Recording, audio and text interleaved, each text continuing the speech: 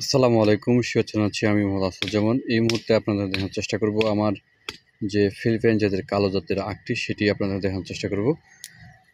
এই আখটি সারা বছর রোপণ করা যায়।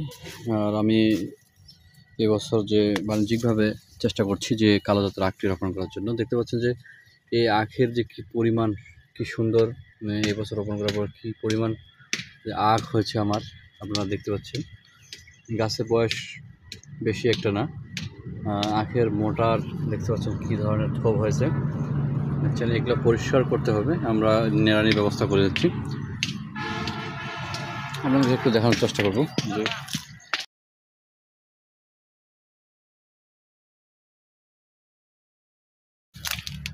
আমি আপনাদেরকে দেখানোর চেষ্টা করছি যে আপনারা যারা এই ধরনের কালো আখ রোপণ করতে ইচ্ছুক, আমি এবছর আবার চারা গতবার নেই, এবারও কিছু সংখ্যক চারা এবার বিক্রি করব।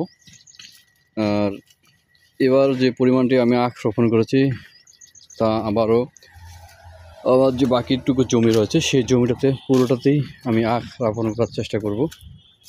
দেখতে পাচ্ছেন যে কী পরিমাণ আখ হয়েছে, যে আপনাদের একটু দেখাই।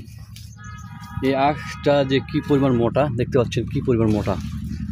পরিষ্কার করার পর আপনারা আবারও যদি এবছর কিছু সংখ্যক যারা কাটিং প্রয়োজন মনে করেন তাদেরকে আমরা কাটিং দিতে পারবো। যে পরিমাণ সুন্দর আখ হয়েছে আমার, আমি এবার প্রায় 1 বিঘা জমির না হলেও অল্প সংখ্যক জমিতে এবার আমি আবার আখ রোপণ করব। আমার এটি আখ রোপণ করা যায়, আমি মনে করি যে এটি বাংলাদেশের যে আখের খুব চাহিদা পূরণ করবে। দেখতে পাচ্ছি কি সুন্দর এই আখটি আমার, যে আমরা শরবত হিসেবে যে আখ খাই সেটি খুব গ্রহণযোগ্য পাবে বলে আমি আশা রাখি। তো এটাই ছিল আমার মূলত ভিডিও করার উদ্দেশ্য, আপনাদেরকে দেখানোর চেষ্টা করলাম। যারা আপনাদের এই সবচেয়ে বড় বিষয় হচ্ছে আপনারা এই আখ সারা বছর রোপণ করতে পারবেন, চাইলেও আপনারা আখ নিতে পারেন। আমি আপনাদেরকে চারা দেওয়ার চেষ্টা করব। ধন্যবাদ তাহলে।